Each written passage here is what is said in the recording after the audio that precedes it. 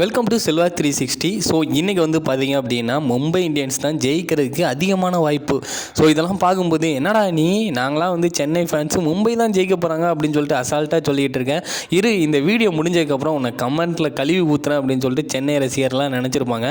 So இருந்தாலுமே மும்பைக்கு தான் அதிகமான வாய்ப்புகள் இருக்குது. ஏன் அப்படின்னா தீபக் சகராக இருக்கட்டும், பத்ரனாவாக இருக்கட்டும், ஸோ இவங்கெல்லாம் வந்து காயத்தில் இருக்காங்க. ஸோ இவங்க காயம் அப்படிங்கிறதுனால இவங்க இந்த மேட்ச் விளாட மாட்டாங்க. ஸோ இது வந்து சென்னைக்கு ரொம்ப ஒரு மைனஸான விஷயம். ஸோ எப்போவுமே சென்னை வந்து நம்பிட்டு இருக்கிற ஒரு விஷயம் என்ன அப்படின்னா, பேட்டிங்கையும் தாண்டி ஒரு பவுலிங் மேலே ஒரு மிகப்பெரிய நம்பிக்கை வச்சுருக்காங்க. ஸோ அந்த நம்பிக்கையை எப்போவுமே அவங்க காப்பாற்றிக்கிட்டே இருப்பாங்க. ஏன் அப்படின்னா பத்திரானா டெத் ஓவரில் வந்து பார்த்திங்க அப்படின்னா சூப்பராக விக்கெட் எடுத்திருப்பார். முஸ்டபிசூர் கூட இப்போ விளாண்டுக்கிட்டு இருக்காரு. ஸோ இருந்தாலும் ஓகே தான். ஆனால் வந்து இப்போ வந்து நம்ம சர்துல் தாகர் இறக்குறாங்க. அவர் வந்து பார்த்திங்க அப்படின்னா பாரிவல்லல் தம்பி மாதிரி ஒரு வள்ளல் ரன்களை வாரி வழங்கிட்டு இருப்பார். ஸோ அதனால தான் வந்து சென்னைக்கு இன்றைக்கி வந்து மிகப்பெரிய ஒரு மைனஸ் மாதிரி இருக்குது. ஸோ நீங்கள் வந்து இப்படி சொல்லிட்டு போயிருவீங்க, இன்றைக்கி பாரு சர்துல் தாகூர் என்னமா விக்கெட் எடுக்கிறாரு அப்படின்னா, ஸோ ஒரு வாய்ப்பு இருக்குது. ஏன்னா சர்துல் தாகூரை நம்ம வந்து 100% ஒரு நாள் நம்பியிருப்போம். அன்னைக்கு தலைவன் விக்கெட் எடுக்க மாட்டார். திடீர்னு வந்து பார்த்தீங்க அப்படின்னா இவரை ஏன்டா எடுத்து போட்டிருக்கீங்க அப்படிங்கும்போது டேர்னிங் பாயிண்ட்டாக பார்த்தீங்க அப்படின்னா ஒரு 2 விக்கெட் எடுத்துருவார்.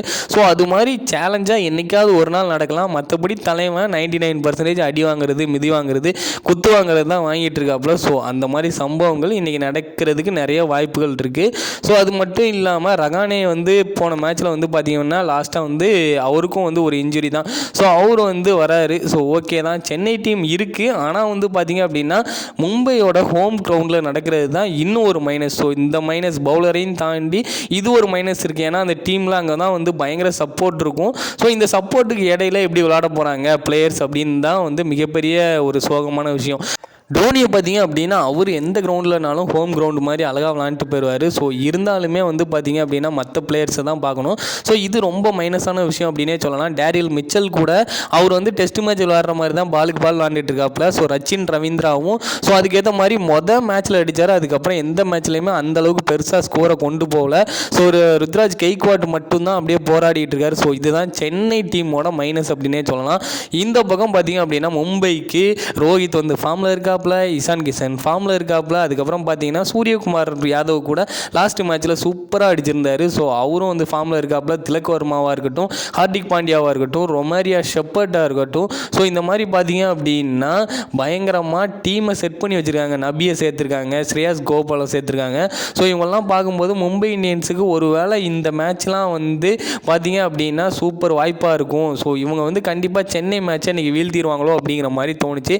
பவுலிங்கில் பார்த்தா கூட இந்த பக்கம் பும்ராவை பார்த்தீங்க அப்படின்னா ஈஸியாக வந்து அழகாக விக்கெட் எடுக்கிற திறமை பயங்கரமாக இருக்குது. ஸோ என்ன தான் வந்து ஒரு 4 பேட்ஸ்மேனுக்கு சமம் இவர் பவுலிங்கில். ஸோ அந்தளவுக்கு பயங்கரமாக வந்து விக்கெட் எடுத்து ஈஸியாக டீமோட ஸ்கோரை கண்ட்ரோலில் வச்சு பார்ப்பல. ஸோ இதை பார்க்கும்போது தான் இன்றைக்கி வந்து சென்னை ஒரு வேளை தோற்றுமோ அப்படின்னு சொல்லிட்டு தோணுது. 2 டீமுமே இது வரைக்கும் மோதின 36 மேட்ச்சில் மும்பை இந்தியன்ஸ் வந்து 20 தடவை ஜெயிச்சிருக்காங்க. ஸோ சென்னை வந்து வெறும் 16 தடவை தான் ஜெயிச்சிருக்கு. ஸோ 20க்கு 16 ஒரு 4 டிஃப்ரெண்ட் இருந்தாலும் ஸோ வான்கடையில் விளையாண்ட மேட்ச் பார்த்திங்க அப்படின்னா இதில் 11 மேட்ச் விளாண்டுருக்காங்க. ஸோ இதில் வந்து பார்த்திங்க அப்படின்னா மும்பை வந்து 7 மேட்ச் ஜெயிச்சிருக்காங்க. ஸோ சென்னை வந்து 4 மேட்ச் ஜெயிச்சிருக்காங்க. ஸோ இதனால தான் சொல்கிறேன் சென்னைக்கு வாய்ப்பில்லை ராஜா அப்படிங்கிற மாதிரி தோணுது. ஸோ உங்களுக்கு எப்படி தோணுது அப்படின்னு சொல்லிட்டு கமெண்ட் பண்ணுங்கள். நீங்கள் யாரோட ஃபேன் அப்படின்னு சொல்லிட்டு கமெண்ட் பண்ணிவிட்டு, ஸோ சென்னை ஃபேனாக இருந்தால் மறக்காமல் எப்போவும் மாதிரி கழுவி ஊற்றுங்க. மும்பை ஃபேன்ஸாக இருந்தால் மறக்காமல் நம்ம சேனலை லைக் பண்ணிட்டு சப்ஸ்கிரைப் பண்ணிட்டு போங்க. தேங்க்யூ.